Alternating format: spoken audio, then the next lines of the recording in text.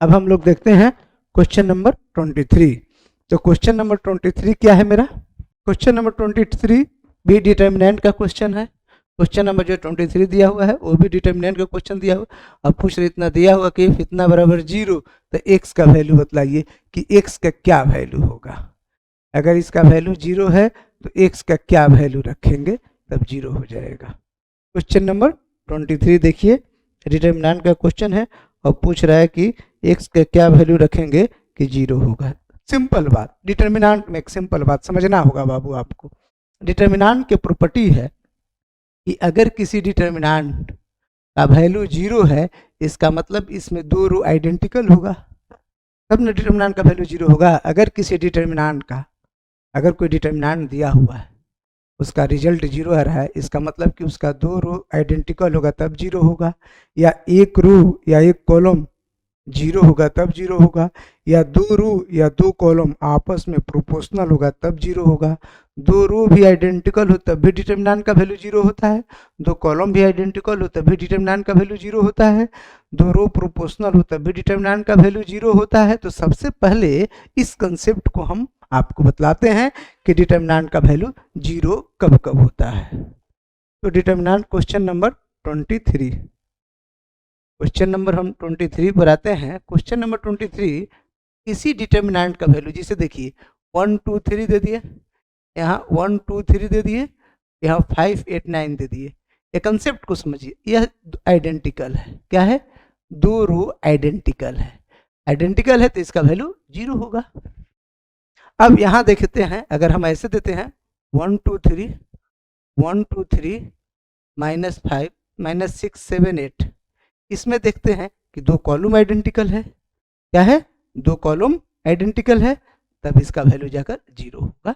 0 कब कब होता है इसका कंडीशन देखते हैं।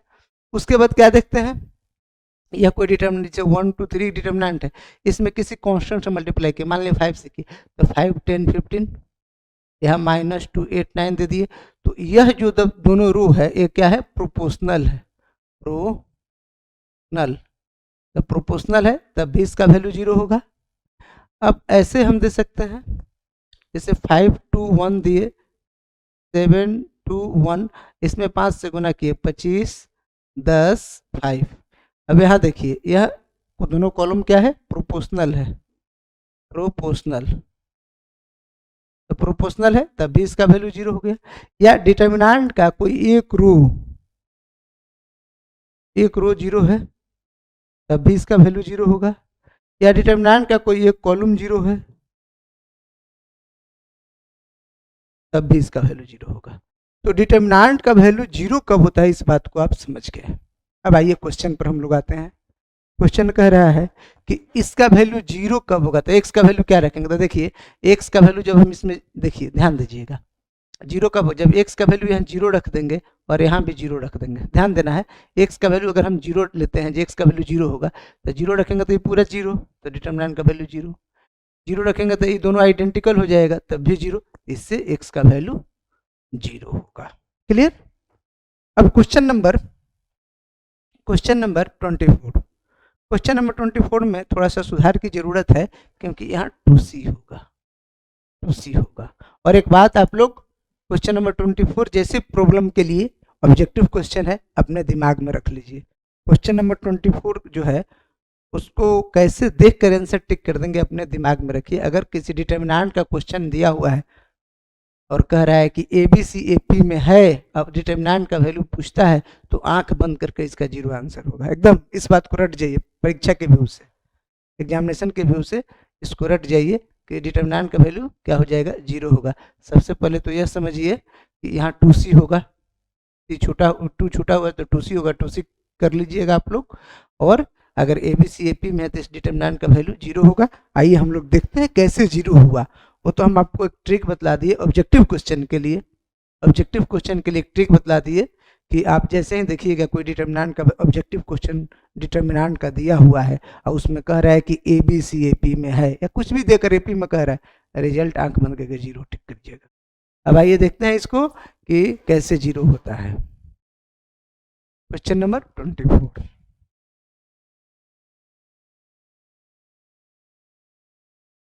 क्वेश्चन नंबर 24 जो डिटर्मिनेंट हमको दिया है वह ऐसे है, x + 2 x + 3 x + 4।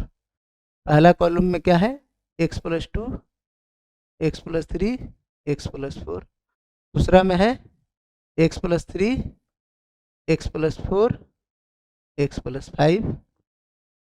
और तीसरा कॉलम में है x + 2a x + 2b x + 2c होगा, x + 2a x + 2b x + 2c।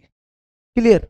अच्छा देखिए ठीक है, अब हमको दे क्या दिया हुआ है कि A B C A P में है, तो जब A B C A P में होगा तो b - a बराबर c - b बराबर d के बराबर होगा, कॉमन डिफरेंस के।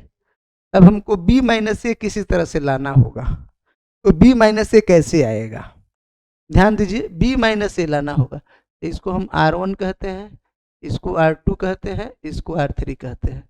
तो c - b लेने के लिए क्या करेंगे, R3 में से हम क्या करेंगे, R3 - R2 घटाएंगे। उसके बाद हम R2 में से क्या करेंगे, R2 में से R1 घटा देंगे, आ जाएगा। x + 2 इसी तरह रह गया। अब R3 में से हम R3 में से R2 घटाएंगे तो x + 4 है, x + 3 घटाएंगे तो 1, इसमें से घटाएंगे तो 1, यहाँ 1 1, यहाँ x + 3, यहाँ x कट जाएगा, बचेगा क्या, 2 कॉमन हो गया, बचा क्या, c - b, यहाँ 2 कॉमन हो गया, बचा क्या, b - a, यहाँ क्या बच गया, x + 2a। अब देखिए b - a या c - b को हम d लिख सकते हैं, तो जब d लिख देंगे तो कितना होगा, ध्यान देना है, हो जाएगा यहाँ x + 2 x + 3 x + 2a, और यहाँ 1 1 2d, यहाँ 1 1 2d। अभी दोनों क्या हो गया, आइडेंटिकल हो गया। तो जब किसी डिटर्मिनेंट का दो रो आपस में आइडेंटिकल हो या दो कॉलम आपस में आइडेंटिकल हो तो उसका वैल्यू 0 होता है। इसका ऑप्शन क्या हो गया, 0। आपको हम बताए भी थे कि इसको ट्रिक से हम 0 लिख सकते हैं। अब आइए क्वेश्चन नंबर 25 देखते हैं। क्वेश्चन नंबर जो 25 है कह रहा है the value of determinant. Question number 25 क्या कह रहा है कि the value of determinant 1 1 1 a b c b c c a a b, इसका वैल्यू निकालना है। आइए इसको सॉल्व कर देखते हैं, इसका वैल्यू निकालना सीखते हैं हम लोग। क्वेश्चन नंबर 25, क्वेश्चन नंबर 25 क्या है, 1 1 1 है, ए बी सी है,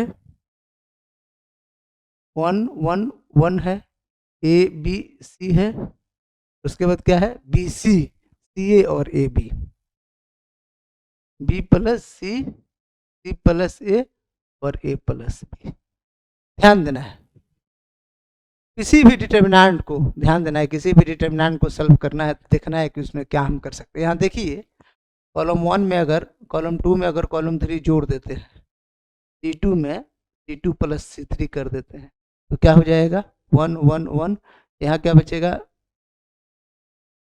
a + b + c, यहाँ भी a + b + c, यहाँ भी a + b + c, और यहाँ क्या बच जाएगा, BC + CA और प्लस AB।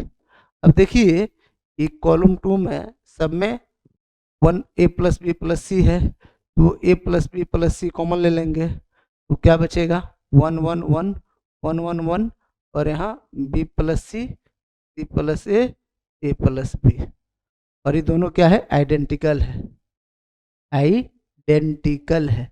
जब आइडेंटिकल हो गया तो इस डिटर्मिनेंट का वैल्यू क्या हो गया, 0 हो गया। इतना में 0 से मल्टीप्लाई होगा तो रिजल्ट क्या होगा, 0 होगा। इस तरह से क्वेश्चन नंबर 25 का आंसर जो होगा मेरा डी हुआ, ऑप्शन 0